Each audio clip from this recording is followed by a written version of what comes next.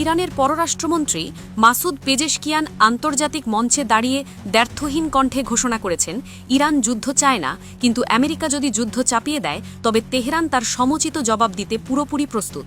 হঠাৎ করেই ইরানের এই আত্মবিশ্বাসী ও কড়া সুরের নেপথ্যে কী? বিশ্লেষকরা বলছেন, এর পেছনে রয়েছে রাশিয়ার এক গোপন ও বিধ্বংসী উপহার, হাইপারসোনিক ওরেশনিক মিসাইল। বিশ্বের সবচেয়ে শক্তিশালী নৌবাহিনী হিসেবে পরিচিত যুক্তরাষ্ট্রের 5th ফ্লিট আজ অস্তিত্বের সংকটে।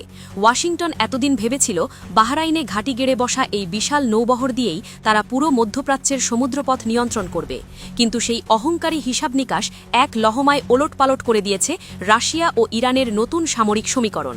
ক্রেমলিন থেকে তেহরানের হাতে পৌঁছেছে রাশিয়ার সেই গোপন অস্ত্র, যা শব্দের চেয়ে 10 গুণ দ্রুত গতিতে ছুটে গিয়ে নিমেষেই ধ্বংস করতে পারে যে কোনো লক্ষ্যবস্তু। ইরানের পরিকল্পনা আর গোপন নেই। তেহরান স্পষ্ট করে দিয়েছে তাদের জলসীমায় বা আশেপাশে থাকা প্রতিটি মার্কিন যুদ্ধজাহাজ এখন তাদের নিশানায়।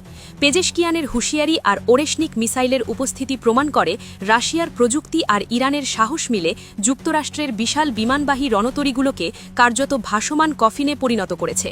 কিন্তু কেন এই মিসাইল এত ভয়ঙ্কর?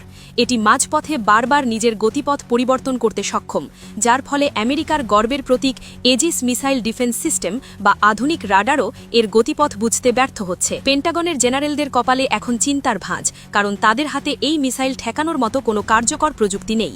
শুধু আকাশপথেই নয়, সাগরের নিচেও হুমকি বাড়ছে জ্যামিতিক হারে। গোয়েন্দা সূত্র বলছে, রাশিয়া ইরানকে শুধু মিসাইলই দেয়নি, শিখিয়েছে অত্যাধুনিক সাবমেরিন বিরোধী প্রযুক্তি এবং ড্রোন ঝাঁক বা ড্রোন সোয়ার্ম আক্রমণের কৌশল। হাজার হাজার ছোট আত্মঘাতী ড্রোন একসাথে ছেড়ে দিয়ে বিশাল যুদ্ধজাহাজের রাডার ও প্রতিরক্ষা ব্যবস্থাকে অচল করে দেওয়ার সক্ষমতা অর্জন করেছে ইরান। সম্প্রতি রাশিয়া ও ইরানের যৌথ নৌমহারায় এই ত্রিমুখী আক্রমণের মহড়া দেখা গেছে। এমনকি ইসরায়েলের একটি উন্নত ডলফিন ক্লাস সাবমেরিনও ইরানি জলসীমার কাছে এসেও দ্রুত পিছু হটতে বাধ্য হয়, যা ইরানের এই নতুন সক্ষমতারই প্রমাণ। ইরানের কৌশল এখন স্পষ্ট: ওপর থেকে হাইপারসোনিক মিসাইল, চারপাশ থেকে ড্রোন ঝাঁক এবং নিচ থেকে সাবমেরিন ও মাইন হামলা। বিশ্লেষকের মতে, মাসুদ পেজেশকিয়ানের সেই সাহসী বক্তব্যের উৎস এটাই। রাশিয়ার এই শক্তিশালী বোমার জোরেই ইরান এখন আমেরিকার চোখের দিকে তাকিয়ে কথা বলার সাহস পাচ্ছে। এর প্রভাব শুধু যুদ্ধের ময়দানেই সীমাবদ্ধ থাকবে না। পারস্য উপসাগর দিয়ে বিশ্বের প্রায় 20% তেল পরিবাহিত হয়।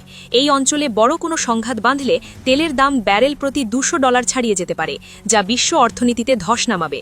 সব মিলিয়ে একটি বিষয় স্পষ্ট: মধ্যপ্রাচ্যে আমেরিকার একছত্র আধিপত্যের দিন শেষ। রাশিয়া, ইরান ও চীনের সমন্বয়ে গড়ে ওঠার নতুন শক্তির অক্ষ বিশ্ব রাজনীতিতে এক নতুন বাস্তবতা তৈরি করছে। এখন প্রশ্ন হল, আমেরিকা কি তাদের সম্মান বাঁচাতে পারবে, নাকি ইরানের এই নতুন শক্তির কাছে নতি স্বীকার করবে?